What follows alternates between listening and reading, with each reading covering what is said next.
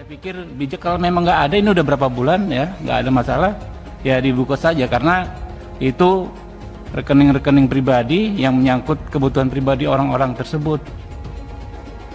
Ya kasihan sekali ya, sama seperti kita misalnya dana kita hanya ada di rekening tersebut, lalu dibekukan tentu kesulitan dalam memenuhi kebutuhan. DPR minta rekening milik FPI yang diblokir dibuka. Terakhir, Majelis Hakim, saya juga ingin mengingatkan masalah prokes yang saya hadapi ini, telah menyebabkan 6 pengawal saya dibunuh dengan keji dan kejam, dan telah menyebabkan juga bukan itu saja, saya mengalami tekanan-tekanan yang luar biasa. Organisasi dibubarkan, keluarga saya ATM-nya semua dibekukan, pengawal saya dibunuh. Ormas yang dibekukan bukan berarti dana milik ormas itu otomatis menjadi hasil kejahatan. Nggak ada ketentuan itu.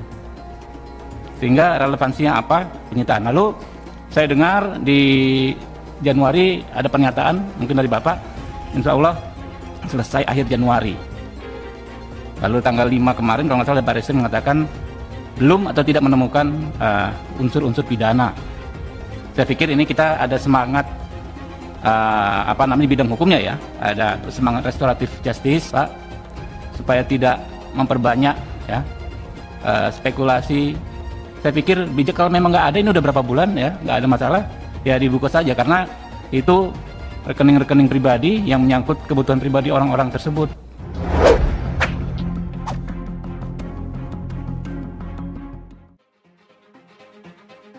Aduh, Polri dan PPATK saling lempar soal pemblokiran rekening Front Pembela Islam. Membingungkan. Mengenai status rekening seperti apa. Tetapi intinya adalah Pak, bahwa rekening tersebut memang diserahkan seluruhnya berdasarkan fakta-fakta transaksi keuangan Pak. Kami tentu saja bukan penyidik Pak, kami tidak bisa manggilin orang diklarifikasi bahwa misalnya kamu betul nggak uang ini dipakai untuk itu Pak. Semuanya kami serahkan kepada tentu saja kepolisian. Pusat Pelaporan dan Analisis Transaksi Keuangan atau PPATK telah memblokir rekening Front Pembela Islam setelah organisasi tersebut ditetapkan sebagai ormas terlarang. PPATK kemudian melakukan analisis dan hasilnya diserahkan pada Polri untuk ditindaklanjuti. Lantas, bagaimana nasib 92 rekening FPI tersebut saat ini? Masih tanda tanya. Memang PPATK telah mengirimkan laporan rekening ke Polri dan semuanya sudah diteliti. Hasilnya juga sudah disampaikan kepada PPATK, ujar Ditipidum Bareskrim Polri, Brigjen Andirian Djajadi pada Rabu 24 Maret. Andirian memastikan Bareskrim Polri tidak memblokir rekening Front Pembela Islam. Dia menegaskan itu bukan kewenangan polisi. Namun, Andi tidak bisa memastikan nasib rekening FPI tersebut. Menurut dia, hal tersebut kewenangan PPATK. Penyidik Bareskrim tidak pernah meminta pemblokiran atau pembekuan rekening itu kepada PPATK. Silahkan tanya ke PPATK, tambah Andirian. Sementara itu, Kepala PPATK Dian Ediana Rai mengatakan puluhan rekening FPI tersebut sudah diserahkan seluruhnya kepada pihak kepolisian. Jadi kami memang semenjak itu kami tidak lagi memberikan informasi apapun. Bahkan permintaan itu sangat banyak Pak mengenai status rekening seperti apa. Tetapi intinya adalah Pak, bahwa rekening tersebut memang diserahkan seluruhnya berdasarkan fakta-fakta transaksi keuangan Pak. Kami tentu saja bukan penyidik Pak, kami tidak bisa manggilin orang diklarifikasi bahwa misalnya kamu betul nggak uang ini dipakai untuk itu Pak. Semuanya kami serahkan kepada tentu saja kepolisian.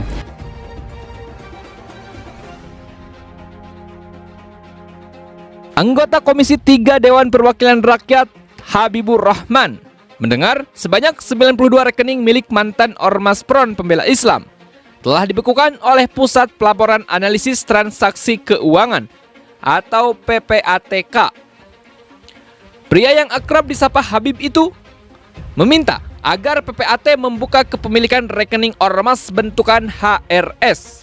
Karena jika mengacu pada Undang-Undang Nomor 8 Tahun 2010, Pasal 2345, Pasal 44 Ayat 1, objek TPPU itu adalah hasil tindak pidana atau yang diduga sebagai hasil tindak pidana. Di sisi lain, Habibur Rahman menganggap jika membaca Undang-Undang Ormas, maka organisasi yang dibekukan pendanaannya bukan berarti dana milik ormas itu otomatis menjadi hasil kejahatan. Habib juga mengaku mendengar bahwa pada Januari 2021, PPATK menyatakan rekening FPI bisa diselesaikan. Hal ini ditambah dengan pernyataan Bareskrim Mabes Polri pada 5 Maret lalu yang menyebut belum ditemukan unsur pidana dalam rekening FPI. Menjawab hal itu, Kepala Pusat Pelaporan dan Analisis Transaksi Keuangan, Dian Ediana Rai, menyatakan sebenarnya pihaknya sudah mengurangi untuk berbicara kepada publik tentang sejumlah rekening milik FPI yang dibekukan oleh lembaganya. Menurut Dian, keinginan lembaganya yang tak ingin berbicara lagi soal rekening itu kemudian kandas setelah isu itu di-blow up kembali dan menjadi perbincangan di dunia maya yang berpotensi menimbulkan kekacauan. Dian menjelaskan, pada prinsipnya, lembaganya tidak pernah membuka soal besaran uang yang ada di rekening FPI dan asal transfer uang tersebut. Karena berdasarkan dua undang-undang, yakni Undang-Undang Nomor 8 Tahun 2010 dan Undang-Undang Nomor 9 Tahun 2013, pihaknya hanya diberikan kewenangan untuk menganalisis dan memeriksa keuangan. Selain itu, pihaknya juga diberi kewenangan untuk menangguhkan transaksi keuangan selama 20 hari. Tetapi, intinya adalah bahwa rekening FPI tersebut memang diserahkan seluruhnya ke kepolisian berdasarkan fakta-fakta transaksi keuangan. Jadi tugas kita memang Pak PPATK hanya untuk melakukan analisis dan melakukan pemeriksaan berdasarkan dua undang-undang, Pak, Undang-Undang Nomor 8 Tahun 2010 dan Undang-Undang Undang-Undang Nomor 9 Tahun 2013, Pak. Yang dua undang-undang ini memberikan kewenangan kepada PPATK untuk melakukan penangguhan atau penangguhan transaksi selama maksimal 20 hari, Pak, secara total, Pak. Otomatis berakhir, Pak. Dan menurut kami sudah menyampaikan, sebelum berakhir itu kami sudah menyampaikan kepada kepolisian, Pak, seluruhnya. Prosesnya sudah berpindah, Pak. Jadi analisis dari proses informasi intelijen keuangan kepada aparat penegak hukum, Pak. Jadi kami memang tidak, semenjak itu kami tidak lagi memberikan informasi apapun. Bahkan permintaan itu sangat banyak, Pak, mengenai status rekening seperti apa. Tetapi intinya adalah, Pak, bahwa rekening tersebut memang diserahkan seluruhnya berdasarkan fakta-fakta transaksi keuangan, Pak. Kami tentu saja bukan penyidik, Pak. Kami tidak bisa manggilin orang diklarifikasi bahwa misalnya kamu betul nggak uang ini dipakai untuk ini, dipakai untuk itu, Pak. Semuanya kami serahkan kepada tentu saja kepolisian. Dan sejauh kami tahu, Pak, kepolisian masih berjalan, Pak, dengan proses penyelidikan dan penyidikan, Pak. Dan kami memang sama sekali tidak lagi memberikan keterangan seperti itu. Keterangan terakhir yang saya ingat yang kami sampaikan adalah penyerahan, Pak, keseluruhan hasil analisis dan pemeriksaan ini kepada teman-teman aparat penegak hukum itu tanggal 8 Februari, Pak. Kita sudah mengakhiri proses financial intelligence. Semua fakta-fakta sudah kami beberkan, Pak. Sekian banyak transaksi keuangan, dari mana datangnya, kemana, dan lain sebagainya itu sudah kami informasikan. Selanjutnya tentu saja nanti kepolisian yang akan menetapkan apakah di semua laporan tersebut mengandung unsur-unsur pidana atau tidak mengandung unsur pidana, Pak.